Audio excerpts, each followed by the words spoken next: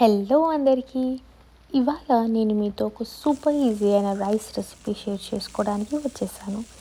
ఇంట్లో రాత్రి కానీ మధ్యాహ్నం కానీ మిగిలిపోయిన రైస్ ఉంటే ఒక్కసారి ఇలా ట్రై చేసి చూడండి. చాలా అంటే చాలా బాగుంటుంది.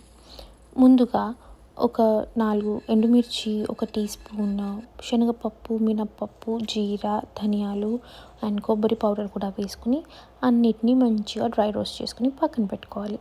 ఇప్పుడు ఇంకో ప్యాన్లో గీ, జీరా, ముందుగానే కట్ చేసి పెట్టుకున్న ఆనియన్స్, చిల్లీస్ కూడా వేసి బాగా సాటే చేసుకోవాలి. ఆనియన్స్ కొంచెం బ్రౌన్ ఆనియన్స్ లాగా చేసుకుంటే ఇంకా టేస్ట్ చాలా బాగా వస్తుంది. ఇప్పుడు ఇందులో కొంచెం కరివేపాకు, పసుపు, జింజర్ గార్లిక్ పేస్ట్ కూడా వేసి సాటే చేసుకోవాలి ఒక 5 minutes. ఇప్పుడు ఇందులో కొంచెం జీడిపప్పు అండ్ ముందుగానే కట్ చేసి పెట్టుకున్న వంకాయ గుత్తొంకాయలు తీసుకుని సన్న పొడుగ్గా కట్ చేసుకోండి, చాలా బాగుంటుంది. వేసుకుని మూత పెట్టుకుని ఒక 5 to 10 minutes పాటు మీడియం ఫ్లేమ్ పైన మగ్గించుకోవాలి.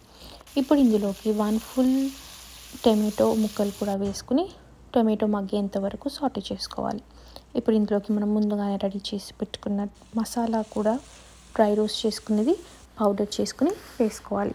కొంచెం సాల్ట్ కూడా వేసి ఫ్రై అయ్యాక ముందుగానే మనకి రెడీ ఉన్న రైస్ కూడా వేసుకుని మొత్తం కలిసేలాగా నీట్గా మిక్స్ చేసుకుని ఒక 5 to 10 minutes పాటు మీడియం ఫ్లేమ్ పైన మసాలా అంతా రైస్కి పట్టేంత వరకు ఫ్రై చేసుకుని కలుపుకుంటూ ఉండాలి.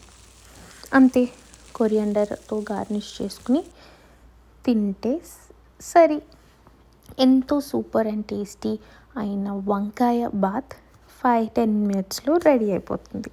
మీ ఫ్యామిలీతో పాటు ఎంజాయ్ చేయండి. అలాగే మీకు నా రెసిపీస్ నచ్చితే మన ఛానల్ని ఫాలో చేయడం మర్చిపోవద్దు. బాయ్.